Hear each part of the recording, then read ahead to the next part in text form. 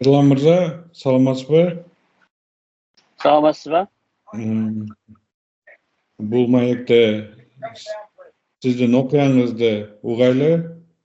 Биринчиден өзүңүздү тааныштырып кетсеңиз, эмне иш менен алек болгонсуз? Андан кийин баштасак болот. Сиздин окуяңызды айтып кетсеңиз. Жақсы, саламатсыз ба? Менің атым Ерлан Бекмырза болады. Қазақстан азаматымын. Қытайда туылғанмын. Мен жалпы бизнесте, карго бизнесі бойынша айналысып келемін. Қырғызстанда 2020 жылдан бастап белгілі себептермен Қазақстаннан Қырғызстанға келіп бизнес жасауға тура келді. Содан бастап Қырғызстанмен ақырындап жұмысымды бастай бастадым. Сонымен сізбен сұхбат бергенде бір жағы жөн көрдім. Айтар әңгімелер де бар, басқа шаруалар да бар. Соны бірге талқылауға, сізбен сөйлесуге ниет білдіріп отырмын. Сіздің сұхбат алғаныңызға рахмет. Енді қырғызшаны түсінем, бірақ кейбір түсінбеген жағдай болса, сізден сұрай отырам ғой, айта тұрасыз. Башынан баштап айтып кетсеңиз, эмнеден башталды, кантип ушу президенттин үй бүлөсү менен тааныштыңыз, эмнеге аларга кайрылганды мажбур болуп калдыңыз? Жалпы мен карго саласы боюнча 2018-ден кейін өзімнің жеке бизнесімді қоса алып, бір жағы карго істеп келе жатқам. Ковидтің кезінде 2020-дан бастап Дубайда істедім. Содан 2022 жыл соңында октябрьден кейін мен негізі товарларды Қырғыздан ұшырып атқам. Сонымен 2022 жыл октябрьдің соңынан бастап маған мүлдем товарды ұшыртқызбай қойды Дубайға қарай. Содан кейін білсем, брокерлердің айтысына қарағанда, контролға алған, өздері ғана жібереді. Содан кейін енді біз жалпы айта кетейік, бұл жерде елдер бұл не істейді, не қылған адам деп түсінбей қалмасын. Жалпы мен бұл жерде қосымша Айкос дегенді білесіз, Еуропадан шығады. Айкос жаңағы хитс дейді, тера дейді. Сол продукттарды біз Японияға, Тайванға, Малайзияға, Вьетнамға, сосын Дубайға сондай жаңағы транзит жасап сатып жүргенбіз, экспортқа шығарып. Содан кейін бұл бизнесті кейін біз білдік, жаңағы Садыр Жапаровтың семьясындағы кісілер полный қолға алған екен. Ешкімнің тауарын ешқайда жіберткізбейді, тек өзінің жаңағы көмекшілеріне сөйлесу арқылы соған белгілі төлейтін төлемдерін бергенде ғана тауардың ұшатынын анығын білдім. Содан кейін бұлар товар жіберді Дубайға. Примерно бір 970 коробка ма, 980 коробка ма, $1 миллион товар жіберді. Содан кейін менің товар Қырғызстаннан ұшпайды. Содан кейін мен бір жағынан Дубайда бұлардың товарын сатқызбайға қарай әрекет жасадым да, жалпы бұлардың да товарын Дубайда мен сатқызбадым. Сонымен бұлардың товар тұрып қалды, бұлардың товарын ешкім алмайды, менің товарым Бишкектен ұшырмайды. Сонымен не істедім, не керек? Сонымен сөйлесу керек болды да, мен Бишкекке бардым. Мен октябрьдің соңында 2022 жылы Бишкекке бардым. Сол кезде Қазақстандағы елшіліктегі кісілер маған жаңағы адам таныстырды. Сол арқылы Қырғызстандағы жаңағы Садыр Жапаровтың балаларымен кездесуге тура келді. Онымен кездесу үшінде көп әңгімелер болды, ортамызда көп жаңағы үлкен жоғарғы кеңестің депутаттары болды, Садыр Жапаровтың туған құдалары болды, жақын достары болды. Сосын анау кім еді, анау сіздерде кембі дейді ғой, соның бастығының інісі келді, онымен де кездестік. Атын Ташиев деймін. Шайырбек Ташиев менен сүйлөшүптү да? Жоқ, ана УКМК-ның бастығы дейді екен ғой, соның інісі. Ол емес, басқа бір інісі. Қамшыбек Ташиев па? Шайырбек. УКМК-ның бастығы, соның інілері. Бірақ ол басқа. Шайырбек Ол емес, одан басқа бір інісі болды. Сонымен кездестік. Ким экенин белгисиз. Туура беттер ұқсайды, туған інісі, бірақ солармен де кездесіп болды. Көп кездесу болды жалпы. Олар кейін бәрімен кездесіп сөйлескен кезде жалпы шеше алмады. Оны бір қадам шешеткен, сосын Азат деген жігіт шешеткен. Короче, Сабырдың баласы. Азат қой деймін атын. Азат Жапаров. Иә. Сонымен үйіне барып, үйіне шақырды. Үлкен кісілер кезіктірді. Садыр Жапаровтың ең сенімді адамы машинасымен ертіп барды. Олар сыртта тұрды. Мен үйіне барып кірдім. Болған жағдайды айттым. Короче. Осындай мен істеп атқан жұмысым, 4-5 жылдық жұмысым, бұл сіздер мен товарды жібермей жатсыздар. Өздеріңіз товарларыңыз Дубайда да сатылмай жатыр. Давай бұндай жұмыс жасамайық, бәріміз істейтін болсақ бірге істейік. Егер беретін болсаң, мен алайын бұл жұмысты деп, жаңағы қандай объем жібересің, осылай деп сұрады. Содан кейін мен айттым, мынандай объем жасайым. Осылай деп жұмыстардың бәрін түсіндіріп айттым. Содан кейін жарайды деді, сенімен жұмыс жасап көрейік деді, бірақ біз контролға алғанбыз, бұл жұмысты бір адам істеу керек. Осылай деді да, сонымен маған көнді. Көнген соң мен әлгі жерде айттым, міне сіздердің товарларыңыз осындай, $1 миллион жоқ товарларыңыз сатылмай тұр.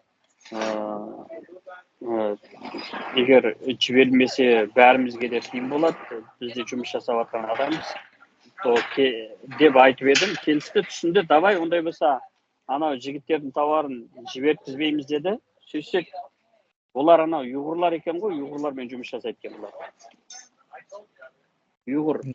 Аттары Короче, бай бір ұйғыр бар Орта Азиядағы. Анау Садыр Жапаровпен де кезігіп келіп кетті ғой, анау үлкен бір здание салам деп, 30 этажды ма?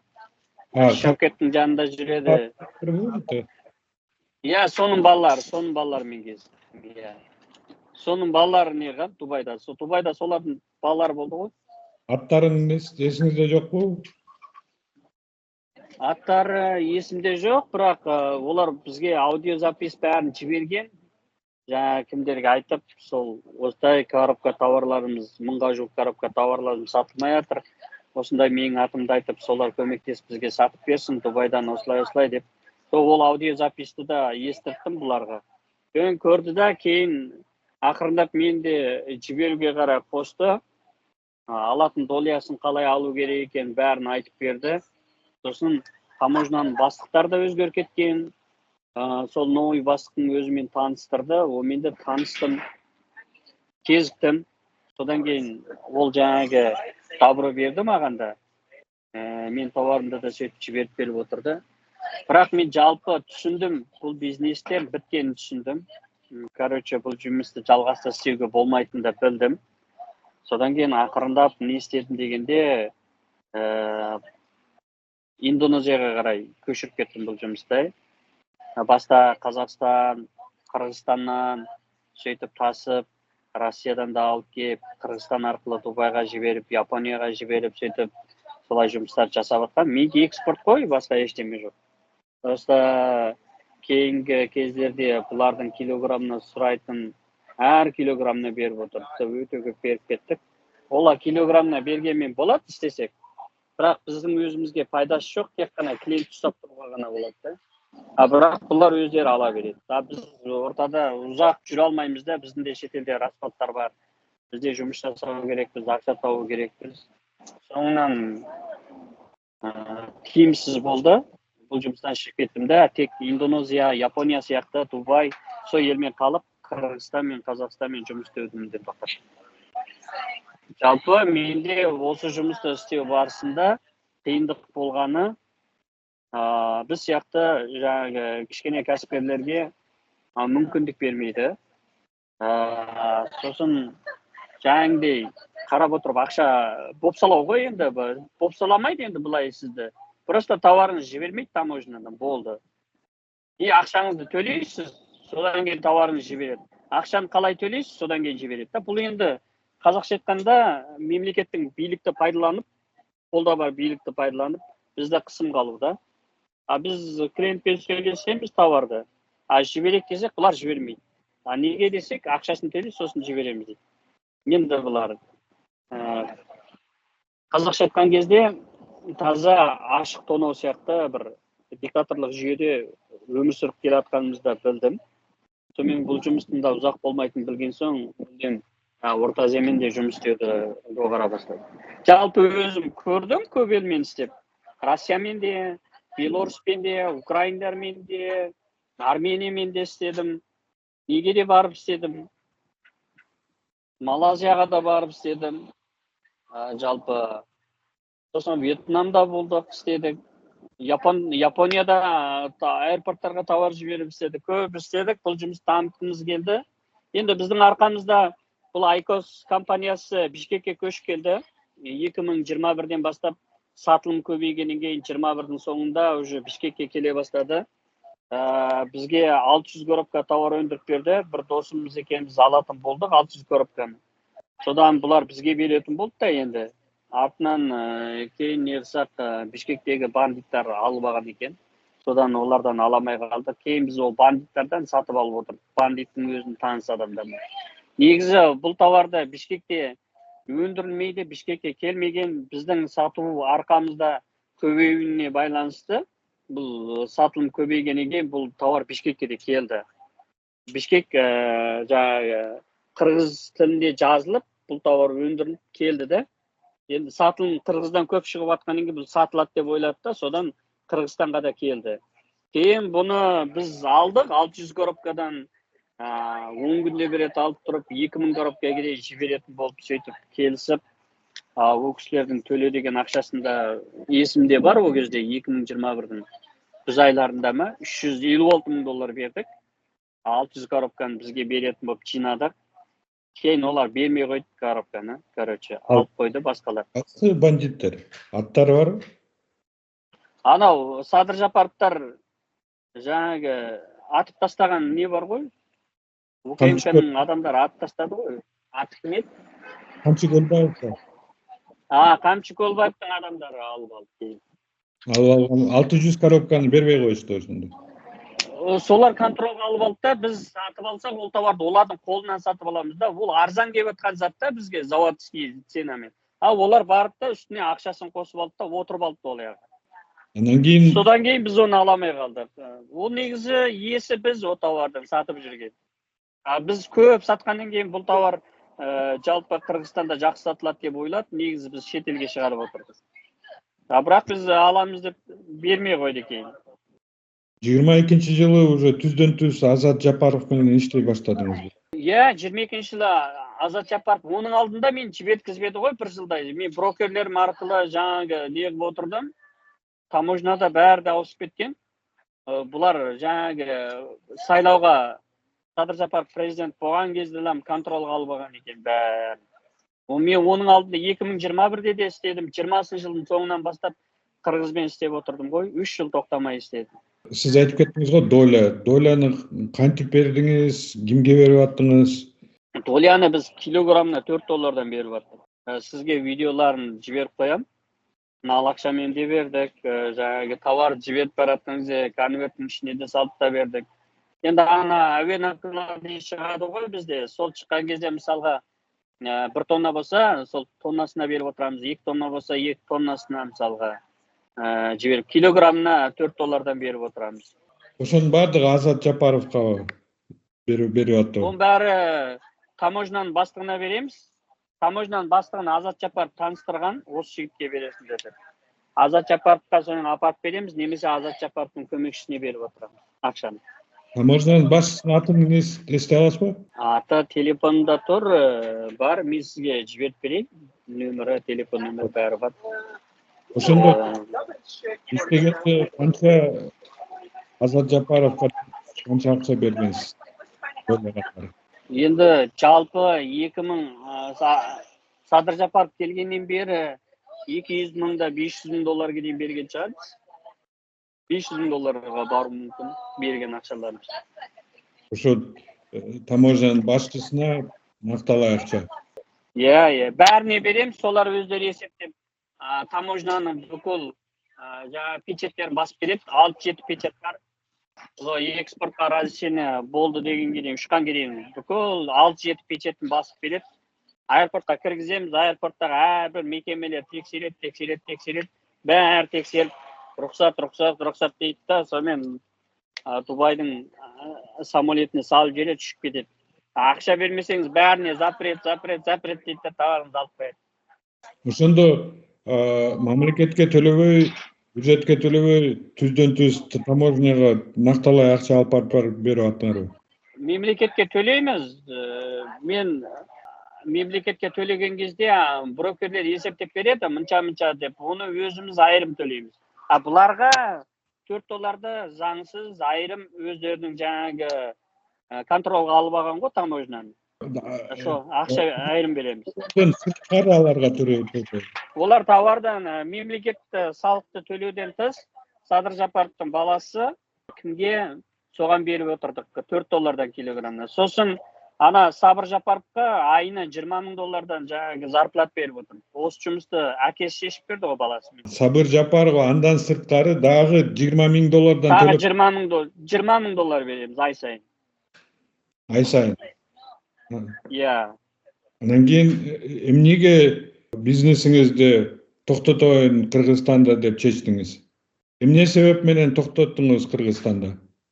Енді тоқтатуға тура келді. Бұл жұмыспен ұзақ жүруге болмайды. Бізде уақыт бар. Бізде мүлдем пайда таппайбыз. Просто клиентпен біз 5 жыл, көп жыл болды жұмыс жасап жатқанымызға. Сол клиенттерімізге тауар өзіміз пайда таппасақ та, клиентіміз пайда тапсын деп, бір жағы жұмыс кішкене болса да тоқтамасын деп, біз ана Индонезия, Филиппин сияқты жақтардан да тауар кіргіздік қой. Соны кішкене үйлетіп алғанша деп ала тұрдық уақытша. Енді амал жоқ, тоқтатуға себеп болды. Біз енді бүкіл табатын табысымыздың бәрін Сабыр Жапаровқа, жаңағы Азатқа беріп отырдық та, мысалы таможняға беріп отырдық. Бізде олар ойлайды, көп ақша тауып отыр деп.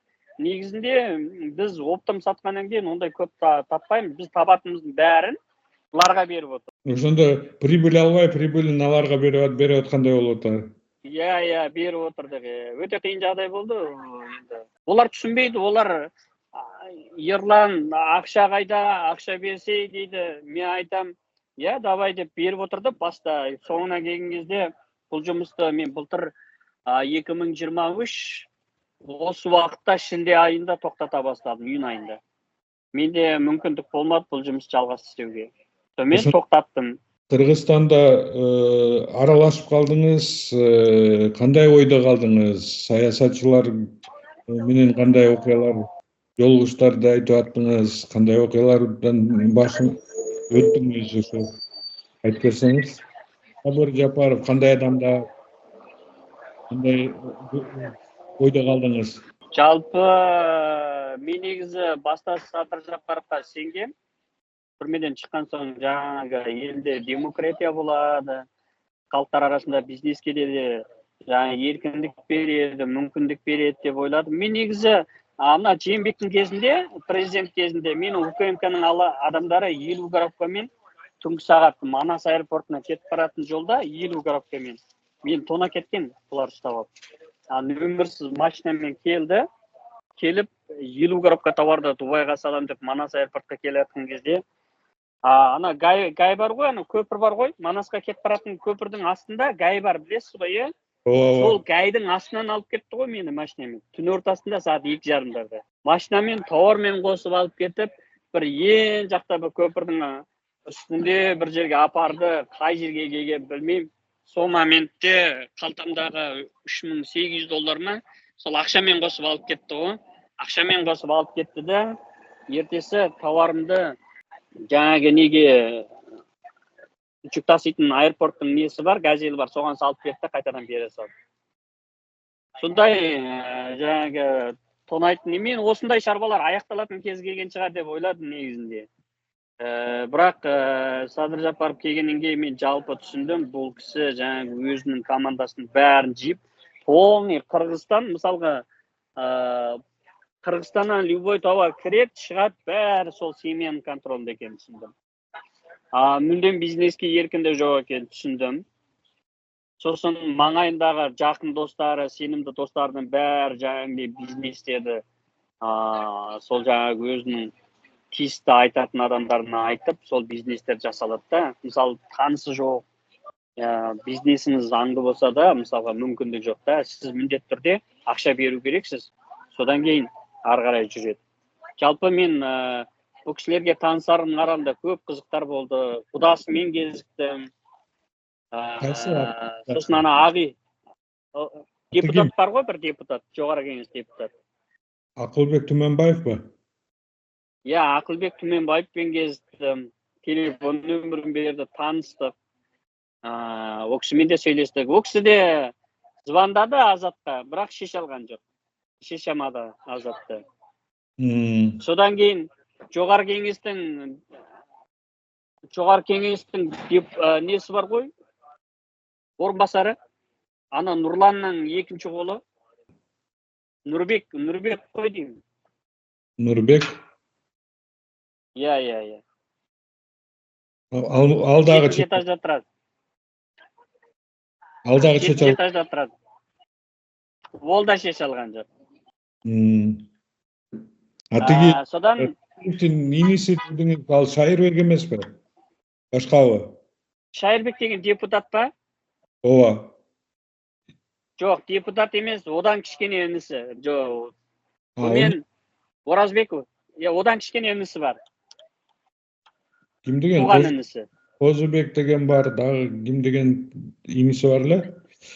Фотосын көрсем танıyım. Ана Омар Хайам дегенде Оразбековада ресторан бар ғой, білесіз ба? Ова білем. Омар Хайам деген ресторанда сол жігітпен кезіктім. Ол жігітте давай сөйлесіп көрейін, таможнямен сөйлесейін деді, ода шеше алған жоқ.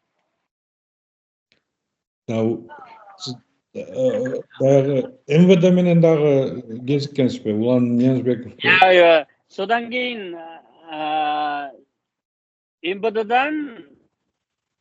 МВД-дағы кісі Улан Ниязбекпен саунада кезіктім, бірақ ол артынан кезіктім ол кісімен.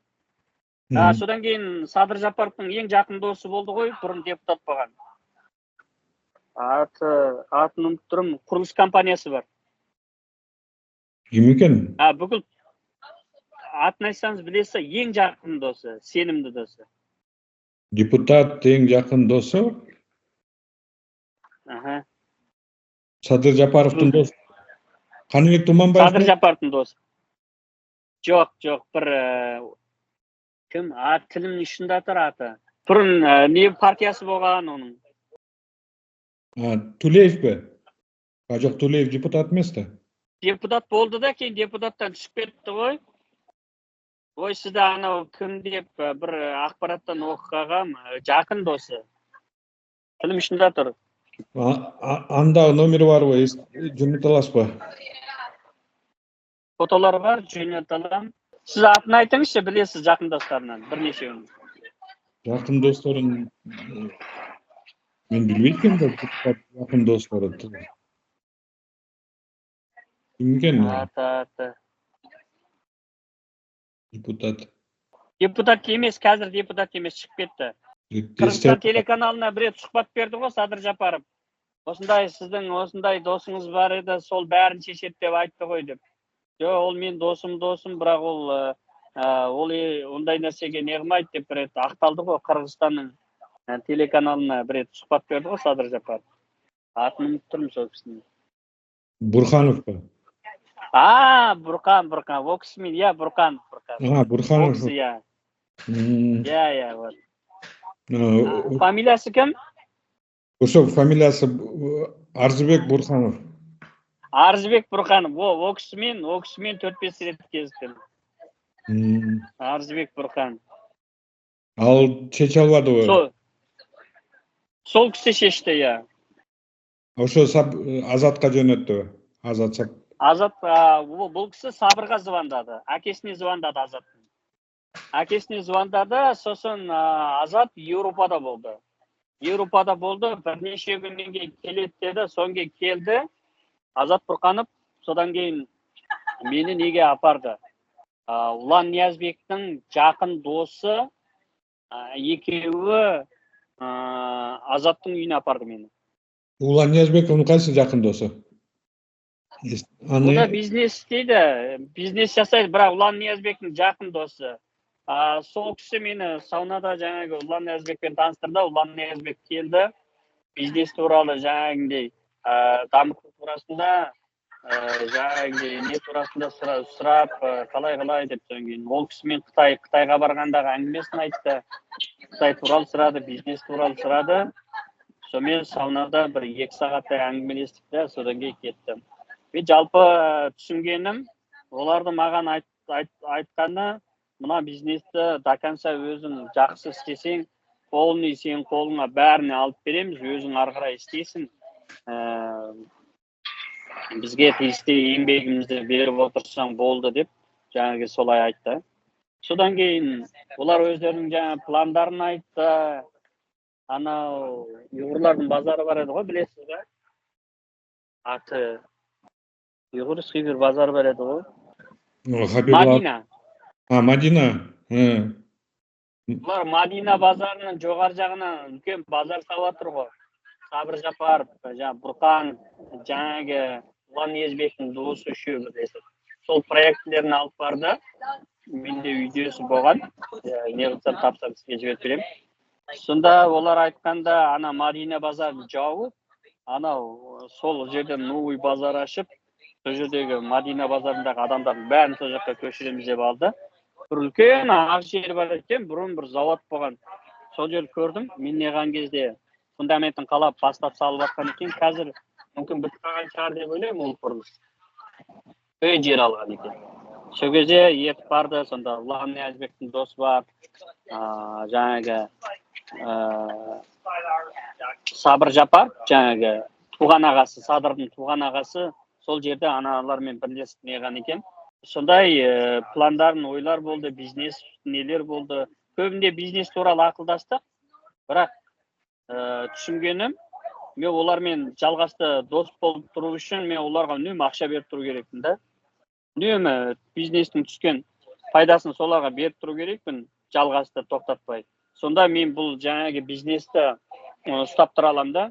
Мысалы біреу товар жібермек болса, таможня маған контактылар маған береді, олар менен сұрайды, содан кейін мен мақұл дегеннен кейін бар, менің жаңағы өзімнің брокерлеріммен жаңағы тауарлар ұшып кетіп отырады да. Ал сондай схема болды. Бұл негізі әділетсіз да, мысалға.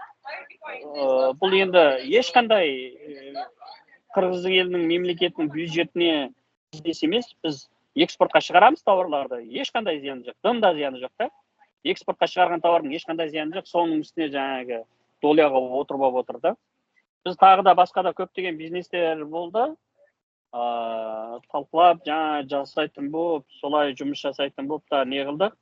Бірақ мен түсінгенім бойынша әрқандай Орта Азиядағы диктатор елмен ұзақ уақыт жұмыс жасауға болмайтын анық жетті, көзім сонда жетті. Содан кейін бұл жұмысты бүкіл Орта Азия бойынша жұмыс жасамайтын болып жаңа тоқтатып шешім қабылдадым да.